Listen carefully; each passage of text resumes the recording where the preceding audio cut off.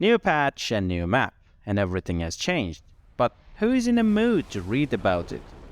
Don't worry, your dude is going to give you a fast explanation about the new map and the tactics that you need in a series of videos. Fire makes a fine servant, but a harsh Death mistress. at my hands is I hard hope no one here is Ice allergic never dies. to defeat.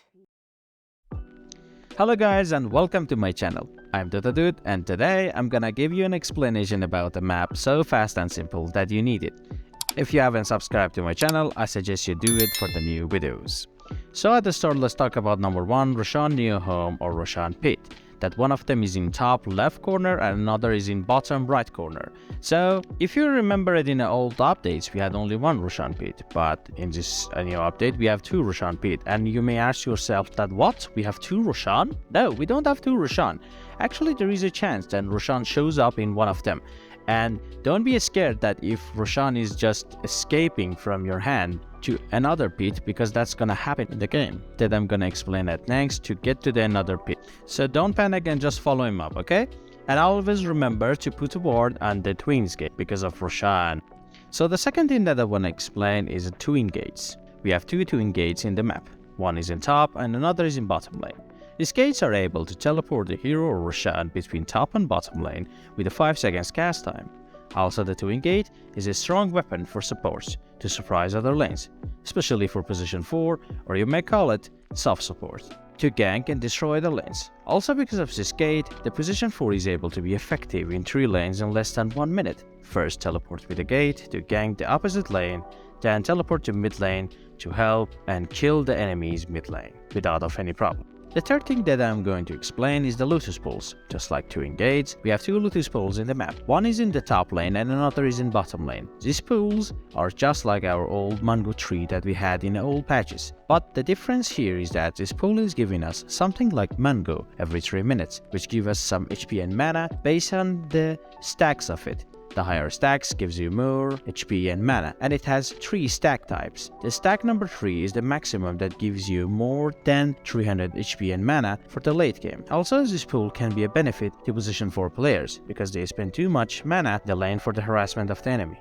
The 4 things that I'm going to explain is the Tormentor, that we have again, one in top and one in bottom lane. The Tormentor is somehow a tower that shows up for the first time at the minute 20 of the game and respawns every 10 minutes. This Tormentor gives a bit of gold, like 250 gold to the person who does the last hit to it, and gives an Aghanim shard to a random player, mostly between 2 players with the lowest net force. Remember, this tower has damage reflection with 1200 radius, so don't stay near of it. Last thing that I'm gonna explain is the Tormentor has 2500 shield HP that you need to break it first.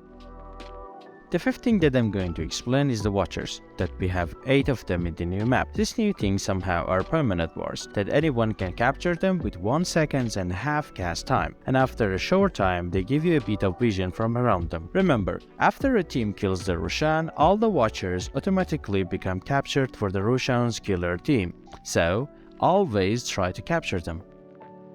The sixth thing that I'm going to explain is the Defender's Gate, which is obvious by the name. It's a gate that you can access it from the Tormentor road, and the only owner of the gate, the owner of the base near to it, can pass through of it, and the enemy can't. So if you are Radiant, only you can pass through the Defender's Gate of the Radiant, and this gate can be useful to escape or defend your base when you're in high ground. So sometimes can be useful, try to use it, guys.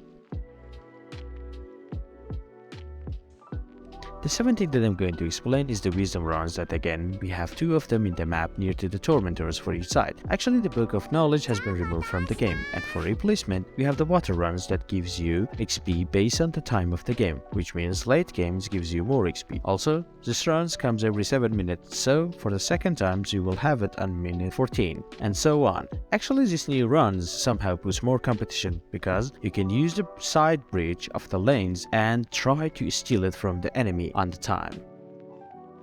The 8th thing that I'm going to explain is the shield runs. These runs are another new runs that you are seeing this new update. Remember this runs gives you a buff that is based on 50% of your hero HP, and the enemy has to break your shield first in order to kill you, so you can dive in middle of the enemy's team to kill them. Another point about it is that these runs can be a big problem for you or for your enemy, especially when a hard tank like Haskar or the Dragon Knight picks it up. So take it seriously guys, and don't let the enemies pick it up so easily.